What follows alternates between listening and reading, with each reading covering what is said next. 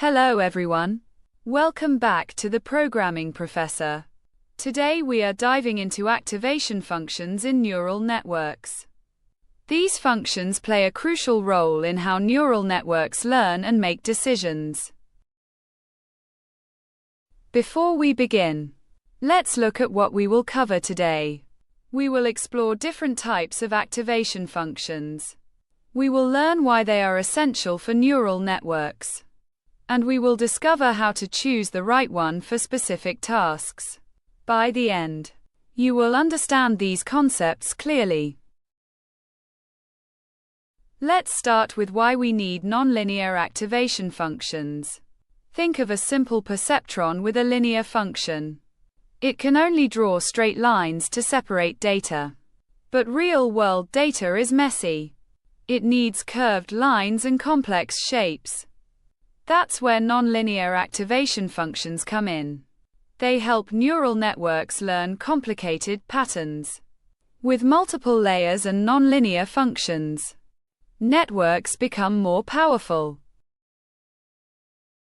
Now, let's look at the sigmoid function. It's an S-shaped curve that maps any number to a range between 0 and 1. This makes it perfect for binary classification. When you need to predict yes or no answers, sigmoid is your friend. The function has a sweet spot in the middle at 0, 0.5. This helps the network make balanced decisions. Moving on to the hyperbolic tangent, or Tanh for short. It's similar to sigmoid but ranges from -1 to 1. This zero-centered output has some nice properties. It often helps networks learn faster than sigmoid. The steeper gradients make it sensitive to changes in input. This can be really helpful in certain types of networks. Let's talk about ReLU and its variant, Leaky ReLU. These functions are simpler than what we have seen before. They are basically ramps that start at 0. ReLU is computationally efficient and helps prevent vanishing gradients. Leaky ReLU adds a small slope for negative values. This can help prevent dead neurons in the network. The Softmax function is special.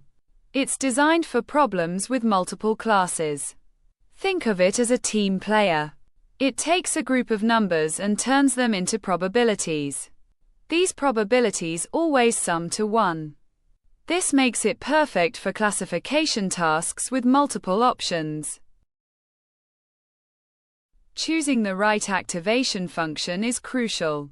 For predicting continuous values like house prices, use linear activation. For yes, no decisions like spam detection, go with sigmoid. For multiple choice problems like email categories, Softmax is your best bet. Let's wrap up what we have learned today.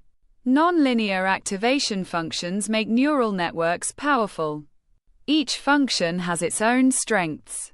Sigmoid works for binary choices. Tanh offers better gradients. ReLU keeps things simple and efficient. And Softmax handles multiple choices. Remember to choose based on your specific task. Thanks for watching. If you enjoyed this video, please like, share, and subscribe for more content on data science and technology. See you next time.